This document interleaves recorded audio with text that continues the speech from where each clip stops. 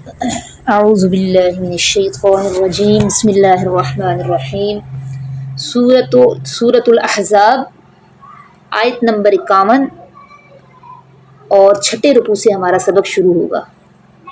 چھٹا رکوع چل رہا ہے، نوٹ کریں۔ ترجی، آپ دور رکھیں،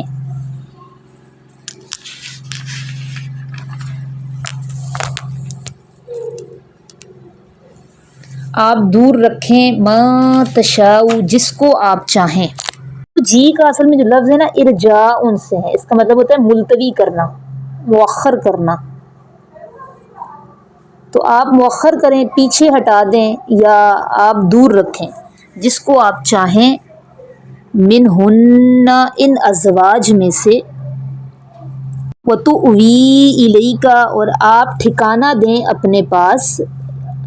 تو وی کا مطلب آپ پہلے بھی پڑھ چکے ہیں نا، اذ اول فتیۃ الی الکہف، سورہ کہف میں جب ٹھکانہ پکڑا چند نوجوانوں نے غار کی طرف۔ آوا یؤوی ایوان، اس کا مطلب ہوتا ہے ٹھکانہ پکڑنا، اور آپ ٹھکانہ دیں الیک، اپنی طرف، ما تشاء، جس کے آپ چاہیں۔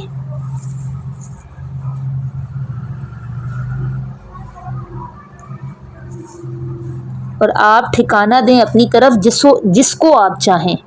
اس کا کیا مطلب ہے میں تفسیر میں بتلاؤں گی۔ وَمَنِ ابْتَغَیْتَ، اور جس کو آپ تلاش کریں، ابتغاء مطلب ہوتا ہے چاہنا، تلاش کرنا، جس کو آپ چاہیں، جس کو آپ تلاش کریں،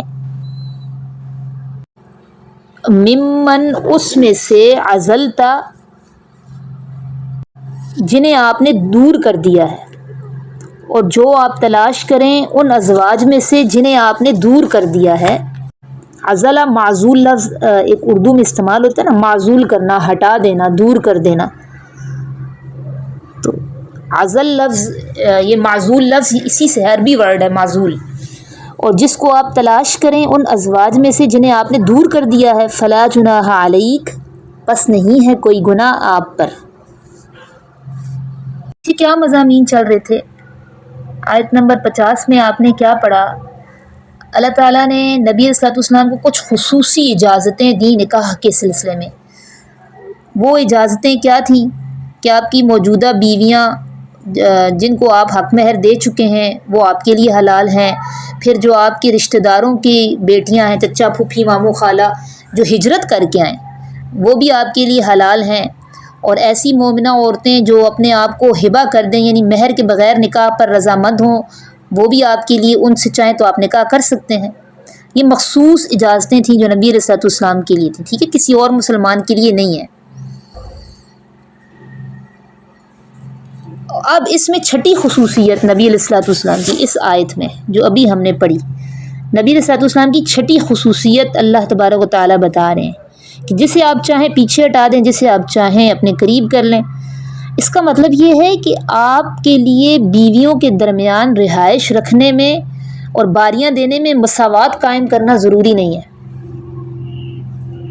عام اگر بندہ کوئی 2 شادیاں کرے یا 2 سے زیادہ 4 تک اجازت ہے، کوئی کرتا ہے تو اس کے لیے مساوات قائم رکھنا ضروری ہوتا ہے۔ ایک جیسا ٹائم دینا، ایک جیسی رہائش دینا، ایک جیسا کیا اس کو کہتے ہیں، کھانے پینا اور کپڑے، سب ایک جیسا دینا اس کے لیے ضروری ہے۔ مساوات قائم کرنا ضروری ہے۔ نبی علیہ الصلوۃ والسلام کو اللہ نے اس حکم سے کیوں استثناء دے دی؟ کسی کو کوئی وجہ سمجھ میں آئی ہے؟ میں بتاتی ہوں۔ نبی علیہ الصلوۃ والسلام پر ذمہ داریاں زیادہ تھیں نا۔ آپ صلی اللہ علیہ وسلم پر جو ذمہ داریاں تھیں وہ کون سی تھیں؟ آپ صلی اللہ علیہ وسلم پر صرف وہی اترتی، آپ صلی اللہ علیہ وسلم اس کی تبلیغ کر دیتے، کیا صرف یہی ایک ذمہ داری تھی؟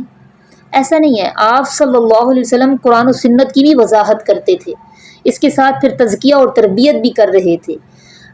اس کے ساتھ ساتھ آپ صلی اللہ علیہ وسلم ہیڈ آف اسٹیٹ بھی تھے، یعنی ریاست مدینہ کے حکمران بھی تھے۔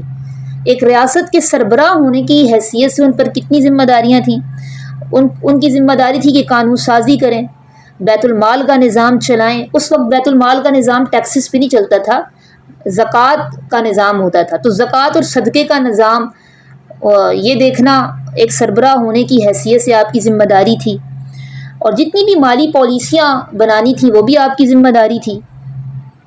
پھر ریاست کا حکمران ہونے کی حیثیت سے معاشی پالیسیاں، اکانومیکلی جو آپ نے پالیسیاں بنانی تھیں وہ بھی اس کا بھی آپ نے خیال کرنا تھا، منصفانہ طور پر کام ہو رہا ہے یا نہیں یہ بھی آپ کی ذمہ داری تھی، امن و امان قائم رکھنا بھی آپ کی، جتنی بھی ایک ہیڈ آف اسٹیٹ کی ذمہ داریاں ہوتی ہیں نا، نبی علیہ السلام کی ذمہ، اور آپ صلی اللہ علیہ وسلم کی حیثیت ایک جج کی بھی سی تھی، آپ صلی اللہ علیہ وسلم جج اینڈ چیف جسٹس بھی تھے، مقدمات سننا، فیصلے کرنا، حدود جاری کرنا، تعزیرات نافذ کرنا۔ اب دیکھیں ایک دن میں کتنے قسم کے مقدمات آتے تھے، احادیث میں ہمیں بڑی ڈیٹیل ملتی ہے مقدمات کی، طلاق کے، وراثت کے، خرید و فروخت کے، قرض کے، قتل کے، چوری کے، حق تلفی کے، تو یہ سارے فیصلے نبی صلی اللہ علیہ وسلم نے کرنے ہوتے تھے۔ اس کے علاوہ آپ کی ایک حیثیت کمانڈر ان چیف کی بھی تھی، یعنی عسکری ذمہ داریاں بھی تھیں، آپ صلی اللہ علیہ وسلم جتنے بھی غزوے ہوئے ہیں اس کے سپہ سالار تھے، تو ان غزوات کے لیے اسٹریٹجیز کا بنانا، قیدیوں کے ساتھ کیا سلوک ہوگا، سرحدوں کی نگرانی کیسے ہوگی، لشکروں کو کیسے گائیڈ کیا جائے گا، ان کی کیسے لیڈنگ ہوگی، ان میں نظم و ضبط کیسے رکھنا ہے، یہ سارا، پھر خارجی پالیسیوں میں دیگر ممالک کے ساتھ صلح اور جنگ کے ایگریمنٹس کرنا، تو یہ کتنی بڑی ذمہ داریاں ہو جاتی ہیں۔ تو اس کے ساتھ جو گھریلو اور خاندانی ذمہ داریاں ہوں، پھر آپ صلی اللہ علیہ وسلم نے شہداء کی بیویاں اور ان کے بچوں کی بھی ذمہ داریاں اٹھائی ہوئی تھیں، تو یہ اللہ تعالیٰ نے اس وجہ سے کیا تھا کہ آپ صلی اللہ علیہ وسلم پر ذمہ داری کا بوجھ بہت زیادہ تھا، تو شرعی طور پر یہ فرض نہیں رہا آپ کے لیے۔ باقی اگر کوئی 2 شادیاں کرتا ہے تو ایک سے زیادہ جس کی بیویاں نا اس پر شرعی لحاظ سے فرض ہے، یہ تو آپ صلی اللہ علیہ وسلم پر شرعی لحاظ سے فرض نہیں رہا، لیکن اس کے باوجود نبی کریم صلی اللہ علیہ وسلم کے اخلاق اتنے کریمانہ ہیں کہ آپ صلی اللہ علیہ وسلم نے ساری زندگی اپنی ازواج کے درمیان مساوات قائم رکھی۔ آخری دنوں میں جب نبی علیہ السلام بیمار ہو گئے تھے تو اس وقت پھر آپ نے اپنی تمام ازواج سے باقاعدہ اجازت لی کہ مجھے اجازت دو تو میں عائشہ کے حجرے میں مقیم ہو جاؤں، ان کی اجازت سے پھر آپ عائشہ صدیقہ رضی اللہ عنہا کے حجرے میں مقیم ہو گئے، ٹھیک ہے۔ تو اس میں جو اللہ نے آپ کو اجازت دی اس میں یہ حکمت تھی۔ باقی عام مسلمانوں کے لیے یہ حکم ہے کہ مساوات ضروری ہے، اشیاء خورد و نوش میں، شب باشی میں، نبی علیہ السلام کی ذات اس سے مستثنا ہے، اس کی جو وجہ ہے وہ میں نے بھی بتا دی۔ ذالک ادنیٰ، یہ زیادہ قریب ہے، ان تقر، یہ کہ ٹھنڈی ہوں، ٹھنڈی رہیں، اعینہن، ان ازواج کی آنکھیں، یہ زیادہ قریب ہے یہ کہ ٹھنڈی ہوں ان ازواج کی آنکھیں، ہن پروناؤن ازواج مطہرات کے لیے ہے، یہ زیادہ قریب ہے یہ کہ ٹھنڈی ہوں ان ازواج کی آنکھیں، ولا يحزن، اور نہ وہ غمگین ہوں، ويرضين، اور وہ راضی ہو جائیں، بما، ان چیزوں پر، آتیتہن، جو آپ دے دیں ان کو، کلہن، وہ سب کی سب اس چیز پر راضی ہو جائیں جو آپ ان کو دے دیں، یہ کہ ٹھنڈی رہیں ان ازواج کی آنکھیں، اور نہ وہ غمگین ہوں اور وہ راضی ہو جائیں اس چیز پر جو آپ دے دیں ان کو، ان سب کے سب کو، واللہ یعلم، اور اللہ جانتا ہے، ما فی قلوبکم، جو بھی تمہارے دلوں میں ہے، اللہ جانتا ہے جو تمہارے دلوں میں ہے، وکان اللہ علیما حلیما، اور ہے اللہ علم والا، تحمل والا۔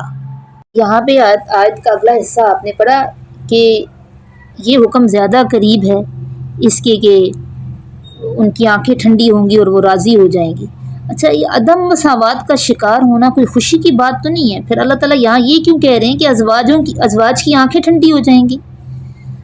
اس کی کوئی بات سمجھ میں آئی ہے یہاں کچھ؟ جس کو چاہیں آپ، جس کے پاس آپ جانا چاہیں اس کے پاس آپ جا سکتے ہیں، اس کو قریب کر لیں، جس کو آپ چاہیں پیچھے ہٹا دیں، تو عدم مساوات ہے، تو اس پر آنکھیں کیسے ٹھنڈی ہوں گی؟ دیکھیں یہ اللہ تعالیٰ نے آپ پر شرعی طور پر ایک فرض نہیں کیا نا،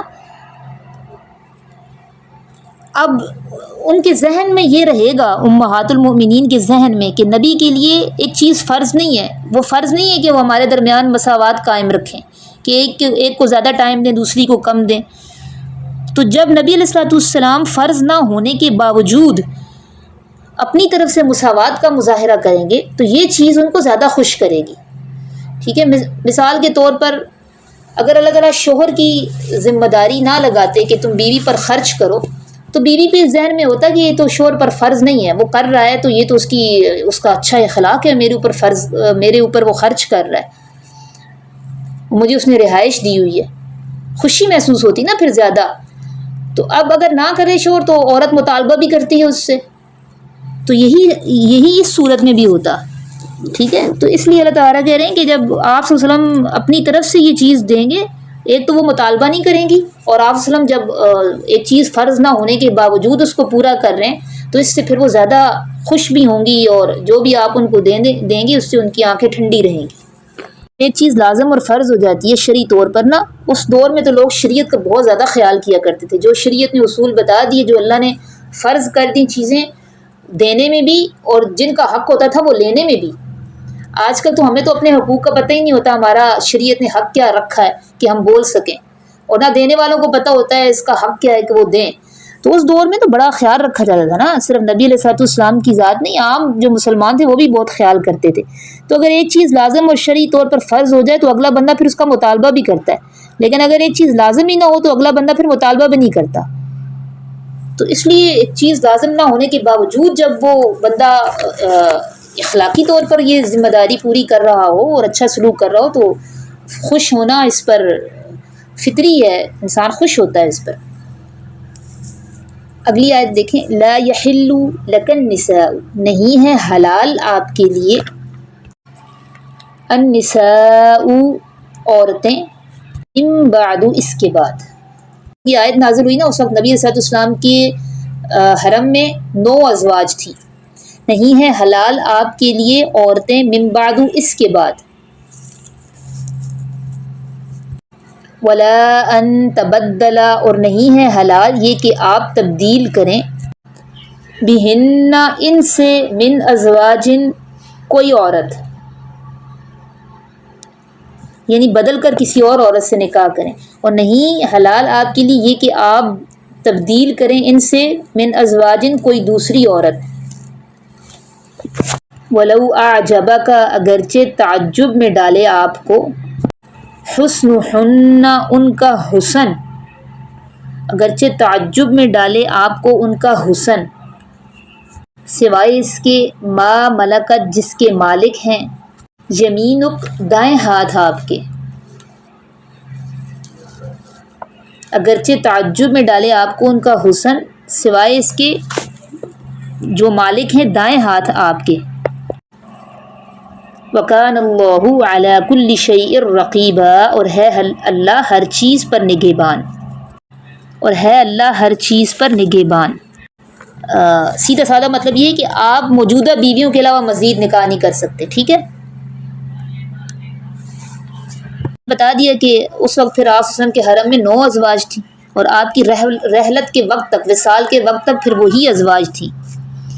اور ولو اعجبک حسنہن سے پتہ چلتا ہے کہ نکاح سے پہلے مرد اور عورت ایک دوسرے کو دیکھ سکتے ہیں، اور حسن کی بیس پر بھی کسی کو اگر پسند کیا جاتا ہے تو یہ کوئی بری بات نہیں ہے. شکل و صورت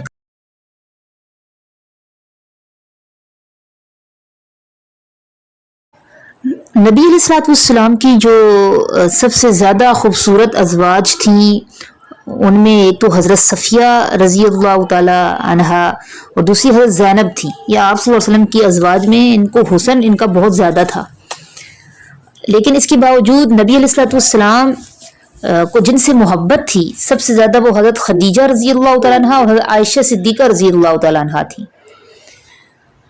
اور اس کی وجہ نا ان کی صفات تھی، ان کا حسن نہیں تھا. ٹھیک ہے، ورنہ اگر حسن کی بیس پر محبت کی جاتی تو سب سے زیادہ خوبصورت تو حضرت صفیہ اور حضرت زینب تھی. تو اس سے بھی ہمیں پتہ چلتا ہے کہ حسن کی بیس پر آپ شادی تو کرتے ہیں، لیکن جو شریف آدمی ہوتا ہے نا وہ اخلاق کو ترجیح دیتا ہے. تو نبی علیہ الصلوۃ والسلام کو اعلیٰ اخلاق اور عمدہ صفات کی وجہ سے اپنی ان 2 ازواج سے محبت تھی کہ ان 2 میں اخلاق اور صفات بہت عمدہ تھی. نبی علیہ الصلوۃ والسلام کو تسلی دینے والوں میں، مشکل وقت میں ڈھارس بندھانے والوں میں خدیجہ رضی اللہ تعالیٰ عنہا تھی. اسی طرح عائشہ صدیقہ رضی اللہ تعالیٰ عنہا بھی عمدہ صفات پائی جاتی تھی.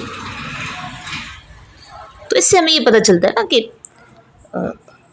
جو ہے حسن کے بجائے اخلاق، جو شریف لوگ ہوتے ہیں وہ اخلاق کو ترجیح دیتے، عمدہ صفات کو ترجیح دیتے ہیں. اور حسن کی بیس پر بھی کسی کو اگر پسند کیا جاتا ہے تو یہ کوئی بری بات نہیں ہے. شکل و صورت، قد، بت اور حسن، اس کا پتہ آپ کو کب چلے گا؟ جب آپ دیکھیں گے تو. اور اس بات کی تصریح حدیث میں بھی موجود ہے کہ جس عورت کو پیغام نکاح دینا مقصود ہو آدمی اسے دیکھ سکتا ہے اور پسند اور ناپسند کا فیصلہ کر سکتا ہے. البتہ تنہائی میں جیسے آج کل شروع ہو گیا انڈرسٹینڈنگ کے نام پر پھر ملنا شروع ہو جاتے ہیں، پھر وہ تنہائیوں میں بیٹھنا، پھر نمبروں کے تبادلے، یہ تو پھر بہت زیادہ بڑھا لیا گیا ہے نا. نکاح سے پہلے ہی کئی ماہ تک ملنا شروع، جب وہ ایک نظر دیکھنے کو اتنا بڑھا لیا انہوں نے کہ میرے سے انڈرسٹینڈنگ ہوگی. وہ انڈرسٹینڈنگ نہیں ہوتی، وہ تو کتنے ہی منگنیاں اس طرح ٹوٹ جاتی ہیں. زیادہ تر کیسز میں رشتے ختم ہو جاتے ہیں پہلے ہی، پھر بعد کی زندگی میں برکت نہیں ہوتی. چیزیں صریحاً بے حیائی میں آتی ہیں. اتنی اجازت بھی ایک نظر دیکھ لو.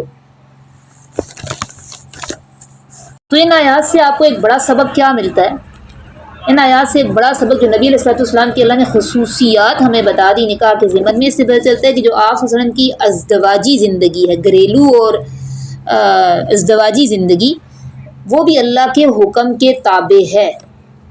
تو اللہ کے حکم کی جب تابع ہو گئی تو نبی علیہ الصلوۃ والسلام نے ہر دنیا کے ہر بات سے اللہ کے فیصلے کو مقدم رکھنا ہے. ٹھیک ہے، اللہ کے فیصلے سب سے مقدم ہیں.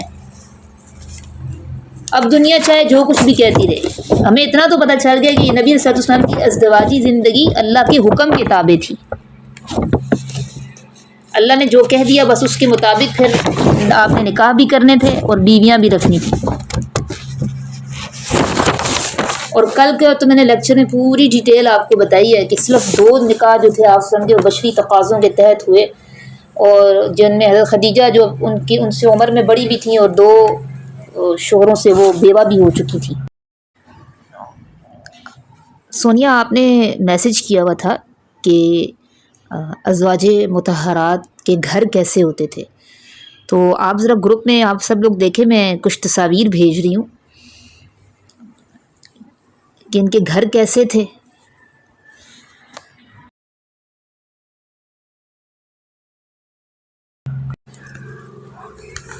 تو یہ جو حجرے تھے یہ جو مسجد نبوی تھی اس کے آس پاس تھے بنے ہوئے. اور حجرہ کہتے کس کو ہے؟ ایک کمرے کو کہتے ہیں. ٹھیک ہے، اسی کمرے میں کچن بھی ہوتا تھا، اس کے بعد تھوڑا سا دالان سا ہوتا تھا، خالی جگہ. ایک کمرے پر مشتمل یہ ایک حجرہ ہوتا تھا، اور کھجور کی اس کے جو ہوتے ہیں چھال اور پتے ہوتے ہیں ان کی چھتیں ہوتی تھیں. کچے سے گھر ہوتے تھے، جو اس دور میں جو بھی میٹیریل استعمال ہوتا تھا نا، مٹی اور گھارا اور کھجور کے تنے اور کھجور کے پتے، بس اسی میٹیریل سے یہ حجرے بنائے جاتے تھے. خلیفہ عبد الملک کا میدان میں زمانہ تھا. بعد میں یہ ان حجروں کو اندر، یا عمر بن عبدالعزیز کا زمانہ تھا، ان حجروں کو مسجد نبوی میں شامل کر لیا گیا تھا. توسیع کی گئی تھی نا مسجد نبوی کی، تو یہ حجرے سارے مسجد نبوی میں شامل کر لیے گئے تھے.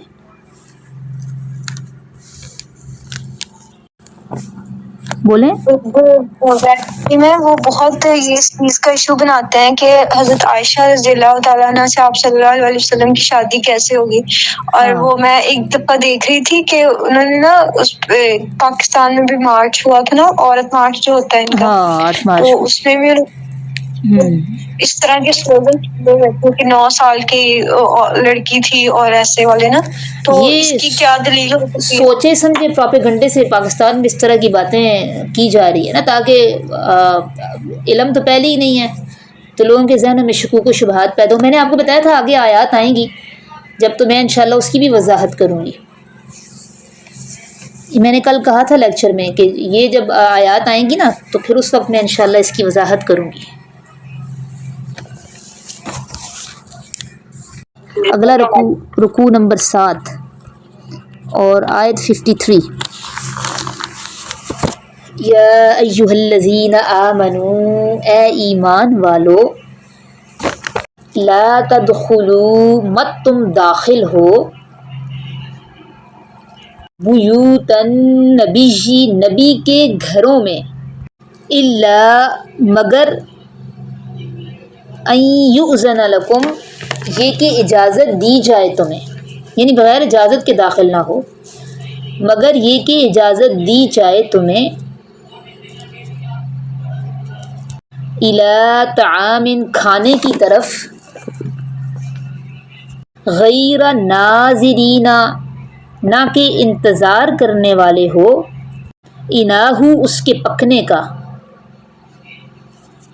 اچھا بیت کا میں نے جی یہ غیر جی اس کا بتا دوں، اس کے یہ غیر ناظرین نہ انتظار کرنے والے ہو، اناہو اس کے پکنے کا، مگر یہ کہ اجازت دی چاہے تمہیں کھانے کی طرف، نہ کہ انتظار کرنے والے ہو اس کے پکنے کا۔ بیت کا میں نے پہلے آپ کو بتایا تھا نا، بیت ہر چار دیواری کو کہتے ہیں بیت، ٹھیک ہے، اس سے مراد کمرہ بھی ہوتا ہے۔ بیت صرف گھر کو نہیں کہتے، جیسے بیت اللہ اور دار جو لفظ ہوتا ہے نا، یہ وسیع معنی ہوتا ہے۔ دار کا مطلب ہوتا ہے گھر، یہ وسیع معنوں میں استعمال ہوتا ہے۔ بیت ایک کمرے کو بھی کہتے ہیں، گھر کو بھی کہتے ہیں۔ اے ایمان والو، نہ تم داخل ہو نبی کے گھروں میں سوائے اس کے کہ اجازت دی جائے تمہیں کھانے کی طرف، نہ انتظار کرنے والے ہو اس کے پکنے کا۔ ولیکن اذا دعیتم، اور لیکن جب تمہیں دعوت دی جائے، جب تمہیں بلایا جائے، فادخلوا، پس تم داخل ہو، فاذا طعمتم، پھر جب تم کھانا کھا لو، انتشروا، پس تم منتشر ہو جاؤ۔ منتشر ہونے کا مطلب ہے بکھر جاؤ، نکل جاؤ اس جگہ سے، پس تم منتشر ہو جاؤ۔ ولا مستأنسین، اور نہ دل لگا کر بیٹھو، اور نہ دل لگا کر بیٹھو، لحدیث، باتوں کے لیے،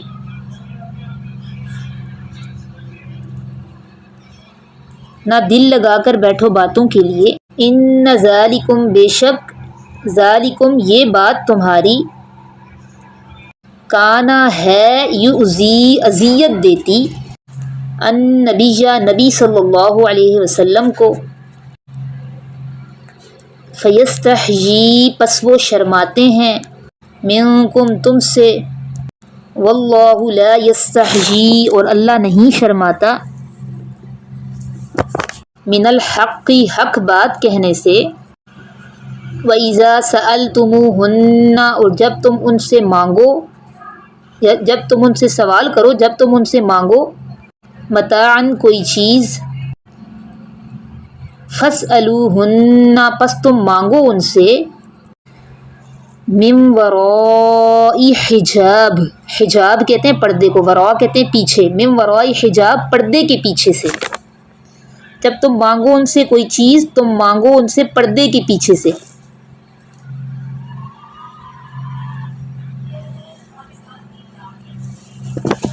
گفتگو کے دوران بھی پردہ حائل ہو، پردے کے پیچھے سے بات کرو۔ ذالکم، یہ بات تمہاری، اطہر، زیادہ پاکیزہ ہے، اطہر کمپیریٹیو ڈگری ہے، یہ بات تمہاری زیادہ پاکیزہ ہے، وقلوبہن، اور ان کے دلوں کے لیے، وما کان لکم، اور نہیں ہے تمہارے لیے جائز، ان تؤذوا، یہ کہ تم ایذا دو، تکلیف دو، رسول اللہ، اللہ کے رسول کو،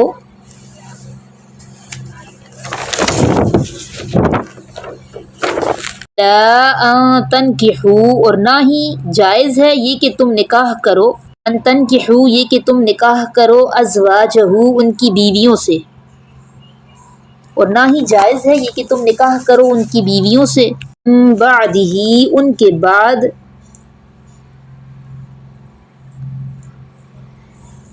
ابداً، کبھی بھی۔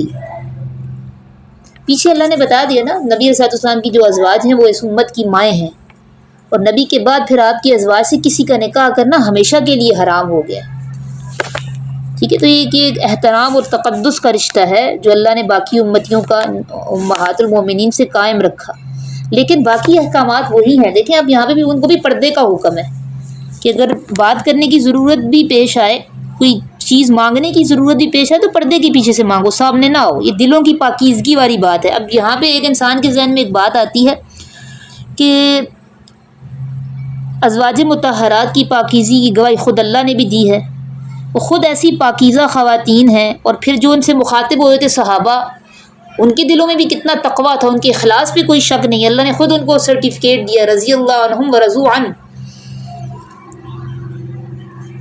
فرشتوں سے بھی اللہ نے ان کے مرتبے کو زیادہ قرار دیا.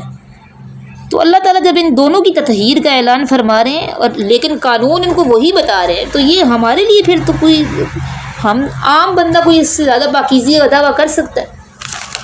تو ہمیں بھی کتنا خیال کرنے کی ضرورت ہے پھر ان معاملات میں. پردے کا حکم تو عام مومنات کے لیے بھی ہے، وہ آگے آئے گا. آگے آیت ہے، جب یہ پردے کی آیت اتری تھی نا، اس کے بعد پھر پردے کا حکم آ گیا تھا، اسی صورت میں ہے آگے. اچھا جی، انتوزو رسول اللہ ولا ان تنکحوا ازواجہ من بعد ابدا ان ذالکم، یہ بات تمہاری کان عند اللہ، ہے اللہ کے نزدیک، عظیمہ، بڑا گناہ. اچھا، اس آیت کا ایک شان نزول ہے، ٹھیک ہے، ایک پس منظر ہے. یہ آیت اصل میں جب زینب بنت جہش رضی اللہ تعالیٰ عنہ کا ولیمہ ہو رہا تھا نا، اس موقع پر نازل ہوئی تھی. جب آپ صلی اللہ علیہ وسلم کا نکاح ہو گیا تھا تو آپ صلی اللہ علیہ وسلم نے ولیمے کا خاص طور پر انتظام کیا تھا، اور ایک بکری ذبح کی تھی، روٹیاں بنوائی تھیں، اور 300 کے قریب لوگ اس ولیمے کی دعوت میں شامل تھے. اور ام سلیم انہوں نے رضی اللہ تعالیٰ انہوں نے حلوہ بنا کر بھیجا تھا. اچھا، میں نے بتا دیا نا کہ اس وقت حجرے ہوتے تھے، تو جو ام المؤمنین زینب بنت جہش ہیں وہ دیوار کی طرف رخ کر کے بیٹھی ہوئی تھیں. اب کھانا کھا چکے تھے سارے لوگ، تو وہیں مجلس لگا کر بیٹھ گئے تھے اور باتیں کرنے لگ گئے تھے. اس پر پھر بہت سارے صحابہ تو چلے گئے تھے، ٹھیک ہے، کچھ لوگ تھے جو بیٹھے ہوئے تھے.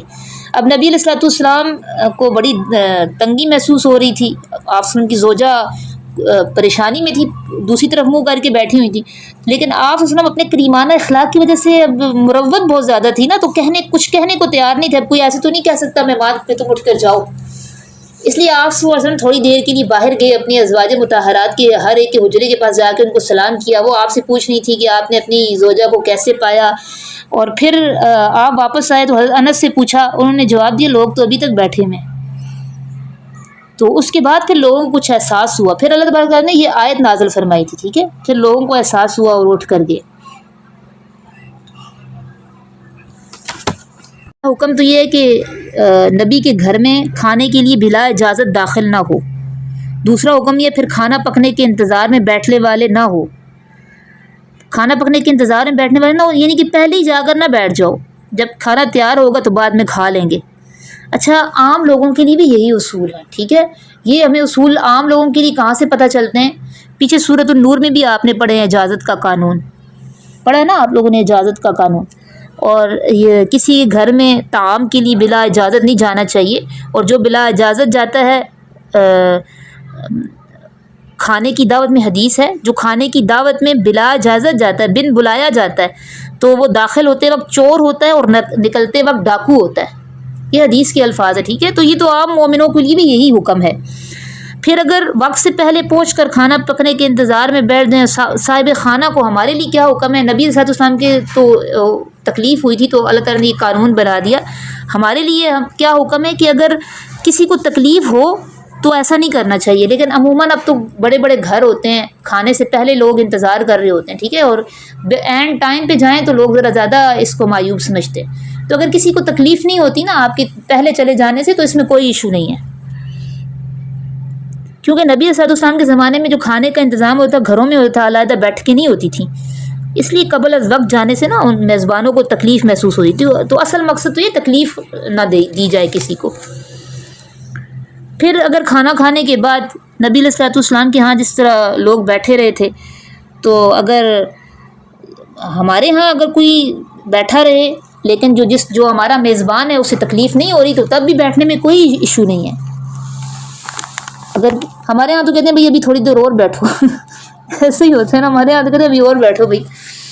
تو اگر نہیں کسی کو دقت ہے تو اس میں کوئی ایشو نہیں، ٹھیک ہے. یہ کچھ باتیں ہیں جو کہ نبی علیہ الصلوۃ والسلام کے ساتھ خاص تھیں، خصوصی احکامات تھے. رہ گئی یہ بات کہ عورتوں سے پردے کے پیچھے سے بات کرنا، یہ تو ہر مسلمان کے لیے ہے، کیونکہ پردے کا حکم بعد میں آ گیا تھا، ٹھیک ہے، وہ عام مومنوں کے لیے بھی آ گیا تھا. تو یہ بھی ہر مسلمان عورت کے لیے. سبحان ربک رب العزت عما یصفون وسلام علی المرسلین والحمد للہ رب العالمین.